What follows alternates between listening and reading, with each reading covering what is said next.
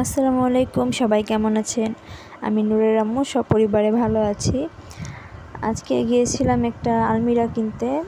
এটা হচ্ছে আমার পুরাতন ড্রয়ারটা। এটা প্রায় 4-5 বছর আগের কেনা হয়েছে। ঢাকা শহরে রুম চেঞ্জ করতে গেলে এসব জিনিস নষ্ট হয়ে যায়, তখন আমি বুঝতে পারিনি।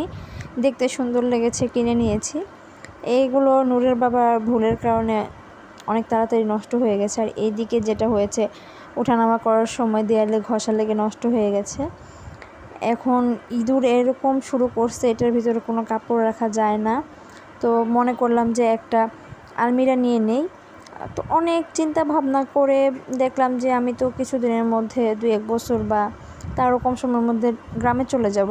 আর গ্রামে স্টিলের আলমিরাটা খুব ভালো, যেহেতু ইঁদুরের উপদ্রব, তারপর মাটির বাড়ি ঘর, অনেক কিছু চিন্তা করে আমি ভাবলাম যে ডিসিশন নিলাম স্টিলের জিনিস নিব। তো চলে আসছি দোকানে।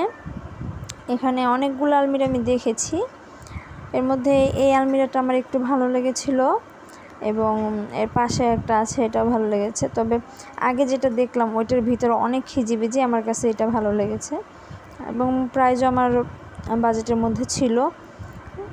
আর এটাই আমি সিলেক্ট করে চলে আসি। তবে বাসায় এসে যে প্রবলেমটা হয়, আলমিরাটা নিয়ে আসে এবং ঘরে ঢোকাতে পারি না, কারণ আমাদের গেটের থেকে আলমিরাটা প্রায় 1/2 ফিটের মতো বেশি ছিল। পরবর্তীতে যেটা হয়, ওইটা আবার ফেরত দিতে হয় আমার। তারপর সবাই মিলে ডিসকাস করে যে ডিসিশন নেই যে আমার রুমের সামনে একটা গেট আছে, যেটা আর কি বড়, ওই গেটটা দিয়ে আলমিরাটা ঢোকানো যাবে। তখন আর কি করব, ঘরে সব এলোমেলো করছি। আমার রুমের যে শোকেসটা ছিল ওইটা আমার রুমে নিয়ে নিচ্ছি। এই যে গেটটা দেখতেছেন, এই গেটটা দিয়ে আসলে কোনোভাবে নেওয়া যাচ্ছিল না, কারণ ফ্লোরটা একটু উঁচা করা হয়েছে, এজন্য হচ্ছিল না। আর এই পাশের গেটটা কিন্তু অনেক বড় এটার তুলনায়, এই গেটটা দিয়ে আনবো। আমার শোকেসটা আমার রুমে নিয়ে আসছি, আর আমার রুমে হচ্ছে আলমিরাটা আমরা সেট করব। যাই হোক, নূরের বাবার অনেক কলিগ, অনেক ফ্রেন্ড সবাই মিলে অনেক কষ্ট করে আলমিরাটা ঘরে এনে দিছে।